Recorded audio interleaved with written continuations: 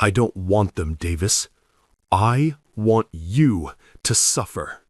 The words hang in the air like poison. A single father's entire world teeters on the edge of collapse. In 4 weeks. In just 4 weeks, a courtroom will decide if he loses his twin daughters forever.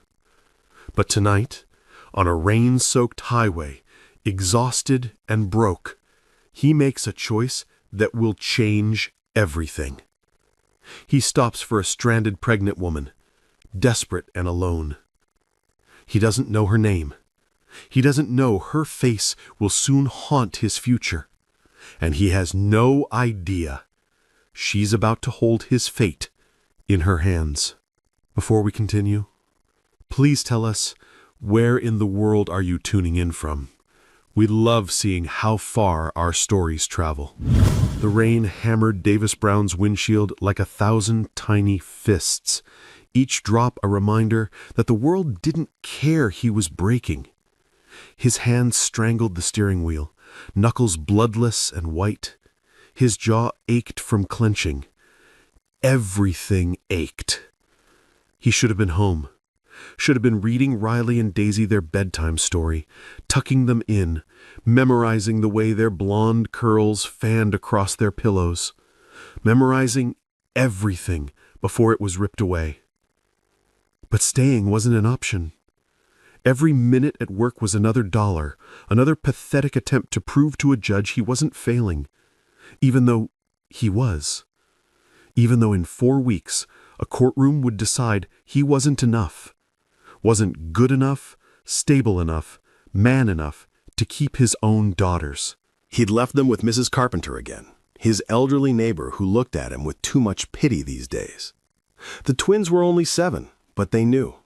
They felt it in the way he held them too long, kissed their foreheads too many times, whispered, "I love you," like a prayer he wasn't sure anyone was hearing.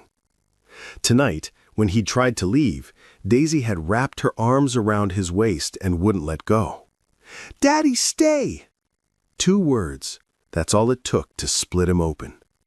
But he couldn't. He couldn't stay. He couldn't afford to lose the shift. Couldn't afford another mark against him, another reason for Meredith's lawyer to call him negligent, unfit, a failure. So he'd peeled her arms away, kissed her forehead, and lied. "I'll be home soon, sweetheart, I promise." Now, driving through this God-forsaken storm to a job that barely paid enough to keep the lights on, Davis felt like a ghost, hollowed out, a man whose life was bleeding out one day at a time, and there wasn't a single thing he could do to stop it. The highway stretched ahead, dark and endless and empty, just like his future. And then he saw her. A pregnant woman, soaked to the bone, struggling with a flat tire on the side of the highway. Her car's hazard lights blinked weakly through the downpour. Davis's foot hovered over the gas pedal. Every instinct screamed at him to keep driving. He was already 20 minutes late for his night shift. 20 minutes meant a pay cut. 20 minutes meant less money for Riley and Daisy's lunches next week. 20 minutes meant one step closer to losing everything. But he couldn't. He physically couldn't drive past her. Davis pulled over, his old sedan groaning as it came to a stop behind her. The rain was merciless, cold and sharp as needles. He grabbed his jacket from the passenger seat and stepped out into the storm. "Ma'am, I can help." The woman turned, relief flooding her face. She was shivering, her long brown hair plastered to her face, one hand protectively cradling her pregnant belly. "Thank you. I've been here for 30 minutes. No one stopped." "Let me take a look." Davis knelt beside the tire, rain soaking through his jeans. The lug nuts were rusted tight. His phone buzzed in his pocket, probably another text from his supervisor. Every second here was money he didn't have, time he couldn't spare. But his hands kept moving. He couldn't stop, couldn't leave her. The storm raged around them, but all he could think about was getting her safe and getting himself to work before he lost what little he had left. "You're saving my life," she said, her voice trembling. I thought no one was going to stop. Davis didn't respond. He wasn't saving anyone's life. He was just a man trying to survive, trying to hold on to the last pieces of his life before they slipped through his fingers. 4 weeks. He had 4 weeks left. The thought hit him like a freight train, and his hands faltered for just a second before he steadied himself. Focus. Just finish this. Get her safe. Get to work. 10 minutes later, the tire was changed. The woman reached into her purse, pulling out a handful of wet bills. "Please, let me pay you. You saved me." Davis shook his head, rain dripping from his hair. "Keep it. You need it more than I do." "Are you sure? I'm sure." He gave her a tired smile, the kind that didn't quite reach his eyes. "Drive safe." Before she could respond, he was back in his car, pulling onto the highway. His phone buzzed, a text from his supervisor. "You're late again, Brown. This is coming out of your check." Davis exhaled slowly, his breath shaky. 30 minutes late now. 30 minutes he'd never get back. Another hit, another loss. But at least he'd done the right thing. At least he could tell Riley and Daisy that their dad was still a good man, even if he was a failure. He didn't know that the woman he just saved would become the person who held his entire fate in her hands. He didn't know that in 2 weeks she'd walk through his front door and turn his world upside down, or that this single act of kindness would be the only thing standing between him and complete devastation. The apartment was quiet when Davis finally got home at 3 a.m. He slipped inside, careful not to wake the girls. Riley and Daisy were asleep in their shared room, their blonde curls spilled across matching pillows. He stood in the doorway for a long moment, just watching them breathe. They looked so peaceful, so innocent. They had no idea that in 4 weeks they might wake up in a different house, with a mother who'd abandoned them 3 years ago and only wanted them now to punish their dad.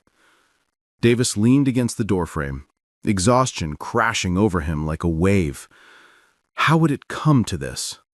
3 years earlier. "I want a divorce." Meredith stared across the kitchen table, her face twisted in disbelief. "You're serious?" "I caught you again, Meredith." Davis's voice was steady, but his hands shook as he slid the papers across the table. "With him. In our bed. While our daughters were at preschool." "Oh, please," she laughed bitterly, shoving the papers back at him. "You're going to throw away our family over this? You're pathetic." "I'm throwing away our family?" Davis's voice cracked. He glanced toward the living room where 4-year-old Riley and Daisy were playing with blocks, oblivious. "I begged you to stop. I begged you to work on yourself. For them. I stayed after the first time. I stayed after the second time. I gave you every chance." "And you think you're some kind of hero?" Meredith stood, her chair scraping loudly against the floor. "You're weak, Davis. You always have been." "Then leave." His voice was quiet now, defeated. "But you can still see the girls. I'd never keep them from you." Meredith grabbed her purse, her eyes cold. "You know what? Fine. I'm done with this. I'm done with you. I'm done pretending to be some perfect little mother." She walked out that night and never looked back. For 3 years, she didn't call, didn't text, didn't send birthday cards or Christmas gifts. It was like she'd erased them from her life completely.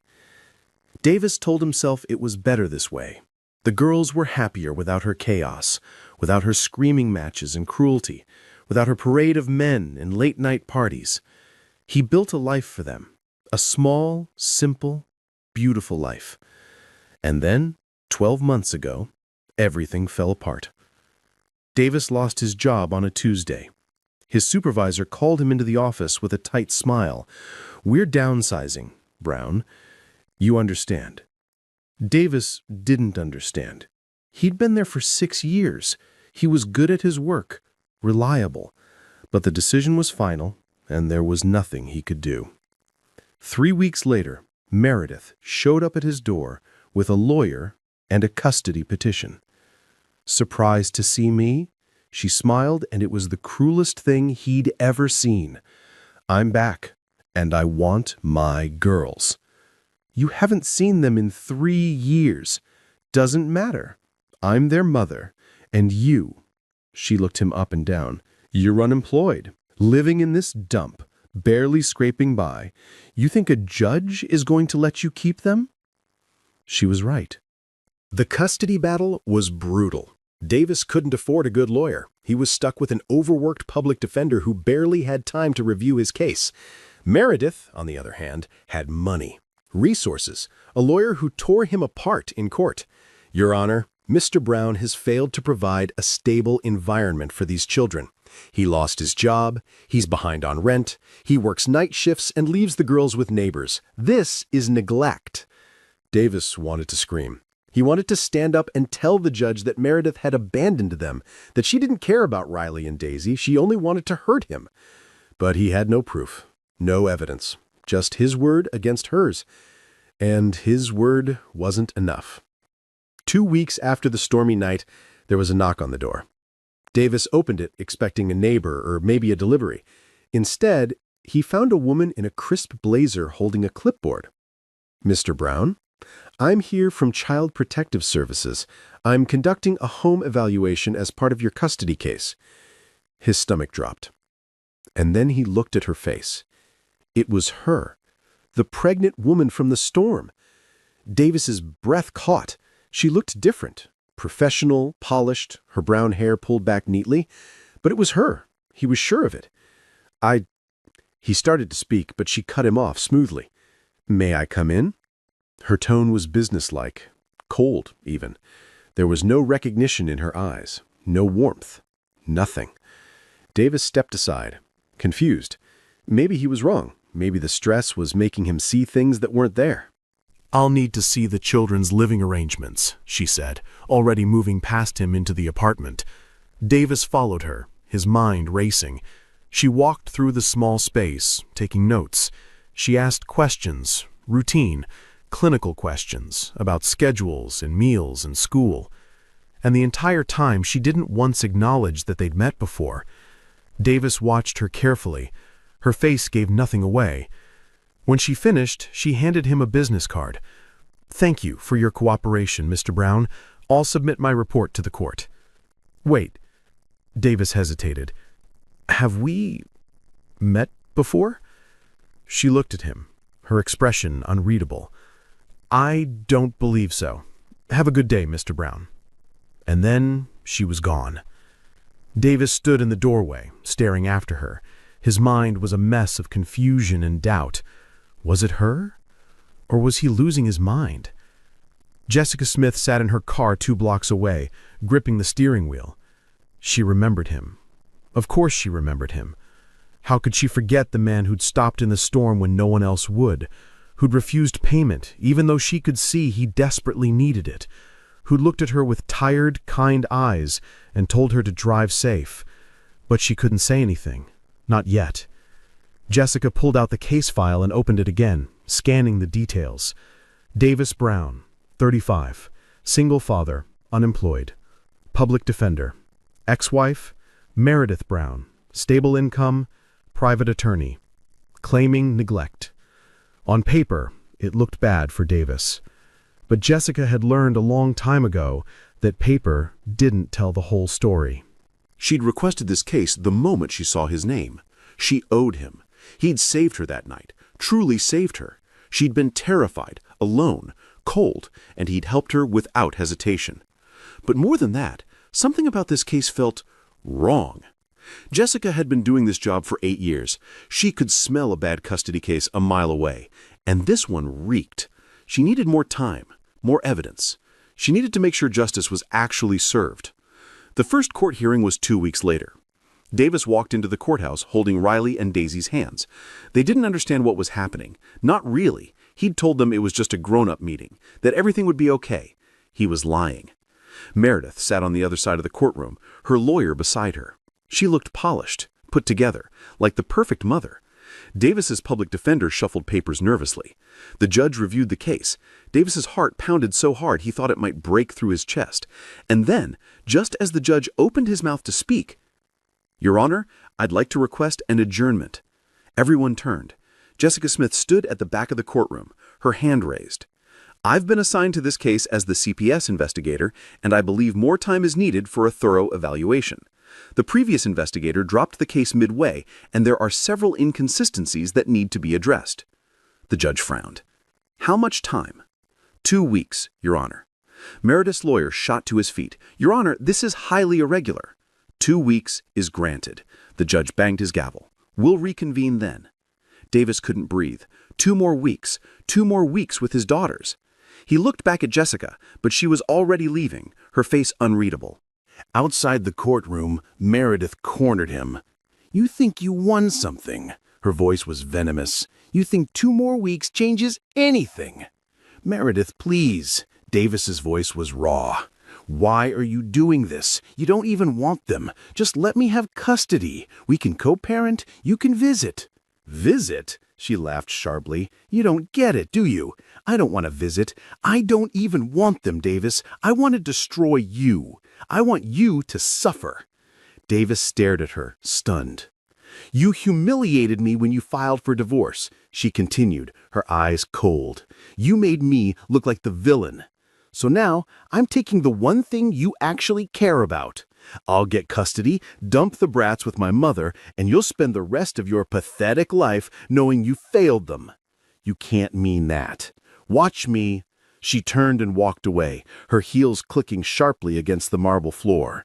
Davis stood frozen, his heart breaking, partly because of what Meredith had said, but mostly because he'd blown his one chance. He'd let the evidence of her motive slide right past him. If only he'd recorded her just now, he would have had a chance at getting back his daughters. Instead, his phone had been off, and he felt himself sink into a grave. He knew Meredith was cruel, but there was no way to prove it.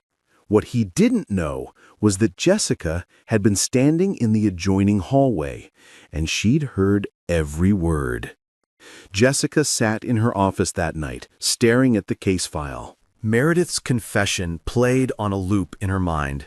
"I'll get custody, dump the brats with my mother, and you'll spend the rest of your pathetic life knowing you failed them." This wasn't about the children. It was about revenge. Jessica had seen cases like this before. Parents who used their kids as weapons, who cared more about winning than about what was actually best for the children. But this was different. This was Davis, the man who'd stopped in a storm, who'd helped her when he had every reason not to. Jessica made a decision that night.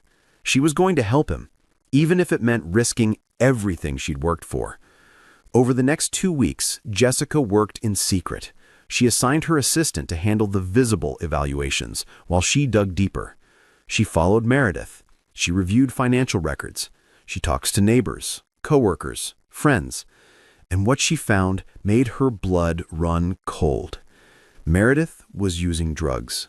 Not recreational, serious, dangerous drugs. She was also working as an escort, fabricating pay stubs to make it look like she had a legitimate job. But the worst part?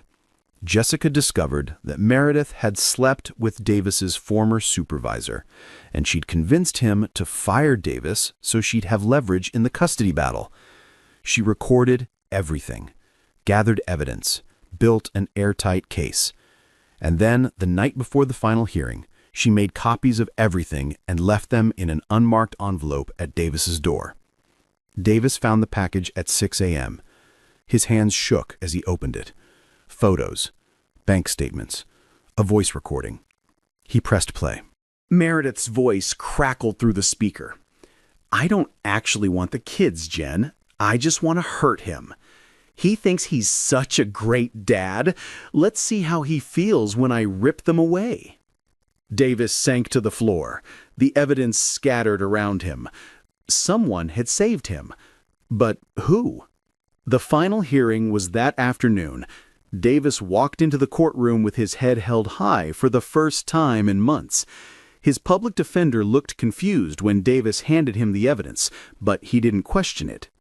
Meredith's face went pale as the evidence was presented. The drugs, the escort work, the fabricated job, the affair with Davis's supervisor, and the voice recording. The judge's expression darkened as he listened. Ms. Brown, these allegations are extremely serious. In light of this evidence, I'm granting full custody to Mr. Brown. Furthermore, I'm referring this case to the district attorney for potential criminal charges. Meredith's lawyer tried to object, but it was over. The gavel had fallen. The verdict was final. And Meredith snapped. This is ridiculous. Her voice cut through the courtroom like a knife. She shot to her feet, her chair scraping loudly against the floor. You can't do this. He's unemployed. He's broke. He can barely take care of himself, let alone 2 children. Ms. Brown. Miss Brown, the judge started, his voice stern. No! Meredith's face was flushed red, her composure completely shattered. This is a mistake. He manipulated you, all of you. She pointed a shaking finger at Davis. He's playing the victim like he always does. Her lawyer grabbed her arm, trying to pull her back down. Meredith, stop, you're making this worse. She yanked her arm away. Worse? It can't get worse. He's taken everything from me. Her voice cracked, but not with sadness, with rage, pure, unfiltered rage. I'm their mother. I have rights. Rights you forfeited when you abandoned them for 3 years, the judge said coldly. Sit down, Miss Brown. I didn't abandon them. Meredith's voice was shrill now, echoing off the courtroom walls. I needed time. I needed to figure things out. And now you're punishing me for it? Davis sat frozen, his daughters pressed against him. Riley was crying softly. Daisy had her face buried in his chest. Miss Brown, if you do not sit down immediately, I will hold you in contempt of court. The judge's voice was ice. Meredith laughed bitterly, the sound hollow and breaking. Contempt! You want to talk about contempt? She turned to Davis, her eyes wild. You did this! You ruined my life, and now you get to play the hero? You get to keep them? Meredith, please! Davis's voice was quiet, almost pleading. Don't do this in front of the girls! Don't do this! She took a step toward him, and a bailiff moved closer, ready to intervene. You think you've won? You think this is over? Her voice dropped to something venomous, something cruel. You'll regret this, Davis. You'll regret ever crossing me. That's enough, the judge banged his gavel again. Bailiff, escort Ms. Brown out of my courtroom now. 2 bailiffs moved toward her. Meredith jerked away from them, but they were faster. They took her arms firmly, but not roughly. Get your hands off me! She struggled, her voice breaking into something almost feral. This isn't fair. This isn't... Her words dissolved into incoherent screaming as they led her toward the doors. Davis turned the girls away, shielding them from the sight of their mother being removed from the courtroom. The heavy doors closed behind her, muffling her shouts. Silence fell. The judge exhaled slowly, then looked at Davis with something almost like sympathy. Mr. Brown, I apologize that your daughters had to witness that, but I want you to know this court's decision stands. Full custody is yours. Davis nodded, unable to speak. His throat was too tight. In the back of the courtroom, Jessica Smith stood silently, her hand resting on her pregnant belly. She'd watched the entire outburst with a calm, knowing expression. She'd made the right call. That woman, that angry, vindictive woman being dragged out of the courtroom, would have destroyed those little girls. Jessica gathered her files and slipped out quietly, unseen by Davis. Her job here was done. Riley and Daisy cried out with joy and threw their arms around him. Davis held them close, tears streaming down his face. He looked around the courtroom, searching for Jessica, but she was already gone. 3 weeks passed. Davis got his job back, with a promotion and back pay. His supervisor was fired. The company owner personally apologized. Life was good again. Better than good. But Davis couldn't shake the feeling that something was missing. One Saturday afternoon, he took Riley and Daisy to the park. They chased each other around the playground, their laughter bright and free. And then someone tapped him on the shoulder. "Hi, Davis." He turned. Jessica stood there, wearing jeans and a soft swear. Her hair was down, curling loosely around her shoulders. She looked Nothing like the stern investigator who'd walked into his apartment weeks ago. She looked warm, real, human. And in her arms was a tiny baby wrapped in a soft blue blanket. Davis's breath caught. "It's you." Jessica smiled. "It's me." For a moment, neither of them spoke. The sounds of the park faded, the laughter, the distant traffic, the rustling leaves. It was just them. "You're the one who helped me," Davis said quietly. "I am." "Why?" Jessica adjusted the baby in her arms, glancing down at him before meeting Davis's eyes. "Because I heard what she said to you that day, about taking your daughters just to hurt you, about how she didn't even want them. She just wanted to destroy you." Her voice was steady, but there was fire beneath it. "And I couldn't let that happen." "You risked everything," Davis said, his throat tight. "Your career, your license, everything." "I did."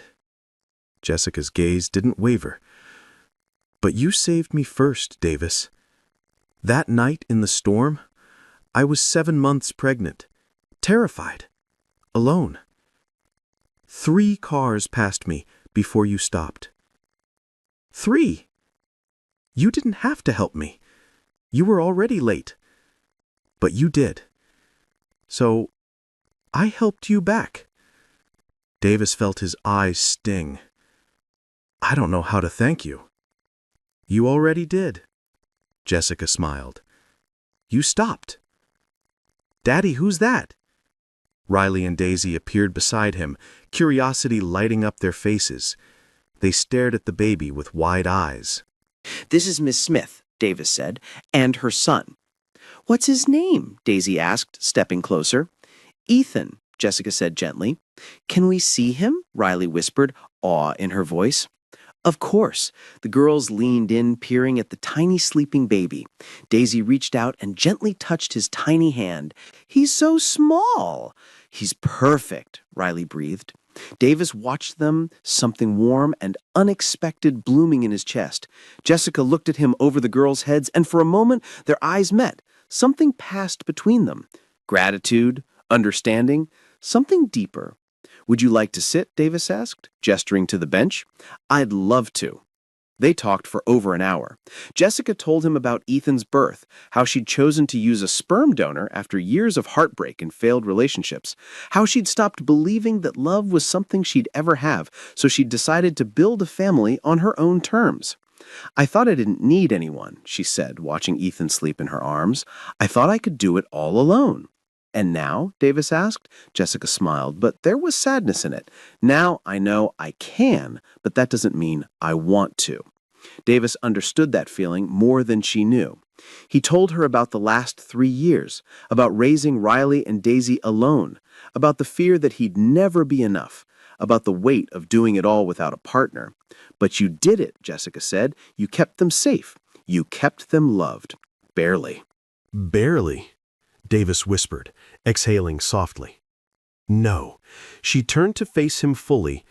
"Davis, I saw your home. I saw the way your daughters looked at you, the way they talked about you. You didn't just survive. You gave them a childhood full of love. That's not barely. That's everything." Davis didn't know what to say, so he just nodded, his throat too tight for words. Before they left, Jessica handed him a slip of paper. "My number, in case you ever want to talk, or if the girls want to see Ethan again." Riley grabbed it before Davis could. "We do! We definitely do!" Jessica laughed. "Then I guess we'll see each other soon." The soon turned into every weekend. Jessica started bringing Ethan to the park on Saturday mornings. Riley and Daisy would run to meet them, already planning how they'd entertain baby Ethan for the day. They'd push his stroller, sing to him, make funny faces until he giggled. "He's like our little brother," Daisy announced one afternoon. Jessica's eyes softened. "You think so?" "Yeah," Riley said matter-of-factly. We're taking care of him." And they did, with a seriousness and tenderness that made both Davis and Jessica's hearts ache in the best way. Coffee in the park turned into lunch at the diner. Lunch turned into dinners at Davis's apartment. Simple meals where the kids would talk over each other and Ethan would babble from his high chair. It felt easy, natural, like they'd been doing this for years. One night, after the kids had fallen asleep in the living room during a movie, Davis and Jessica sat in the kitchen, nursing cups of tea. "Can I ask you something?" Davis said. "Of course. Why did you stop believing in love?" Jessica was quiet for a long moment. Then she sighed. "Because every time I tried, it ended the same way. I'd give everything, and they'd give nothing. I'd bend, and they'd break me." She looked down at her tea. "After a while, I just stopped trying. It felt safer to be alone." "I get that," Davis said softly. "After Meredith, I thought I'd never trust anyone again. I thought maybe I was the problem." "You weren't." "How do you know?" Jessica looked at him, her gaze steady. "Because I've seen who you are, and you're one of the good ones, Davis." Something shifted in the air between them. Davis felt it, warm and fragile and terrifying. "You are too," he said. Jessica smiled, but it didn't quite reach her eyes. "I'm trying to be." 6 months passed like that, slow and steady, safe. But Riley and Daisy were getting impatient. "Daddy," Riley said one morning, climbing into his lap, "do you like Jessica?" Davis nearly spilled his coffee. "What?" "Do you like her?" Daisy repeated, leaning against his arm. "Like the way people like each other in movies?" Davis felt his face heat. Where is this coming from?" "You smile differently when she's around," Riley said, matter of fact. "And you laugh more," Daisy added. "And you look at her the way the prince looks at the princess in our storybook." Davis didn't know whether to laugh or panic. "Girls, it's not that simple." "Why not?" Daisy asked. "You like her, she likes you, we like her, she likes us. Ethan is basically our brother already. That's how families work, right?" Davis opened his mouth, closed it, opened it again. He had no argument. Because they were right. Somewhere between the park benches and the dinner table, between the laughter and the quiet conversations, Davis had fallen for her, and he was terrified. The twins took matters into their own hands. The next Saturday, they accidentally wandered off at the park, leaving Davis and Jessica alone by the lake with Ethan sleeping in his stroller. "They're not subtle," Jessica said, laughing. "No, they're really not." Davis smiled, but his heart was pounding. They stood in comfortable silence, watching the water ripple in the breeze. "Jessica," Davis started, his voice quiet, "can I tell you something? Always. I didn't think I'd feel this way again. After everything with Meredith, I thought that part of me was just gone. But then you showed up, and suddenly everything felt less heavy." He turned to face her. "You make me believe in good things again." Jessica's eyes glistened. "Davis, I know it's complicated. I know we both have baggage, but I don't want to keep pretending this is just friendship." "Neither do I," Jessica whispered. Davis blinked. "You don't?" She shook her head, a tear slipping down her cheek. "I stopped believing in love because I thought it didn't exist. But you showed me it does. You showed me that good men are real, that kindness isn't weakness, that love doesn't have to hurt." She stepped closer. "You make me want to believe again." Davis reached out. "Jessica," Davis started, his voice quiet. "Can I tell you something? Always. I didn't think I'd feel this way again. After everything with Meredith, I thought that part of me was just gone. But then you showed up, and suddenly everything felt less heavy." He turned to face her. "You make me believe in good things again." Jessica's eyes glistened. "Davis." "I know it's complicated," he continued. "I know we both have baggage, but I don't want to keep pretending this is just friendship." "Neither do I," Jessica whispered. Davis blinked. You don't? She shook her head, a tear slipping down her cheek. I stopped believing in love because I thought it didn't exist, but you showed me it does. You showed me that good men are real, that kindness isn't weakness, that love doesn't have to hurt. She stepped closer. You make me want to believe again. Davis reached out, gently brushing the tear from her cheek. Then believe with me. Jessica smiled through her tears. Okay. He kissed her, soft and slow, and full of every unspoken word they'd been holding back. From somewhere behind them, Riley and Daisy squealed in delight. Finally! Daisy shouted. Jessica laughed against Davis's lips. Your daughters are watching. Let them, Davis murmured, kissing her again. 1 year later, the 5 of them stood in a garden lit by string lights and the soft glow of sunset. Jessica wore a simple white dress that moved like water in the breeze. Davis wore a gray suit, his eyes never leaving her face. Riley and Daisy stood beside them in matching lavender dresses, holding Ethan's hands as he toddled between them, giggling. The officiant smiled. Davis, do you take Jessica to be your wife? To love her, honor her, and stand beside her through every storm? Davis's voice was steady. I do. And Jessica, do you take Davis to be your husband? To love him, trust him, and build a life with him and these beautiful children? Jessica looked at Davis, at Riley and Daisy, at little Ethan. Her family, her home. I do. Then by the power vested in me, I now pronounce you husband and wife. You may kiss your bride. Davis pulled Jessica close and kissed her as their children cheered and the small gathering erupted in applause. When they pulled apart, Riley and Daisy threw their arms around them, laughing. Ethan clapped his hands, not quite understanding, but happy because everyone else was. Jessica looked at Davis, her eyes shining. We did it. We did. We really did. We did, Davis whispered. We really did. That night, after the kids were finally asleep, Ethan in his crib, Riley and Daisy curled up in their room, Davis and Jessica sat on the porch, hands intertwined. What are you thinking about? Jessica asked softly. That night, in the storm. I almost didn't stop. But you did. I did. He turned to her, and you gave me everything back. My daughters, my life, you. You gave me something too, Jessica said. You gave me hope. You reminded me that love doesn't have to be painful, that it can be this. Davis kissed her forehead. This is pretty perfect.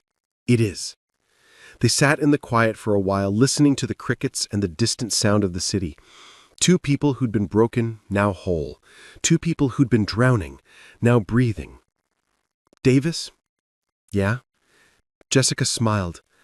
Thank you for stopping. He smiled back, pulling her closer. Thank you for saving me. Sometimes the smallest choices ripple into the biggest blessings. A man stops in a storm to help a stranger. A woman risks everything to protect the innocent. 2 broken people find each other and discover that love isn't about being perfect. It's about showing up, even when it's hard. Davis and Jessica didn't just find love. They found home. They found family. They found proof that kindness never dies. It just waits for the right moment to return. And when it does, it changes everything.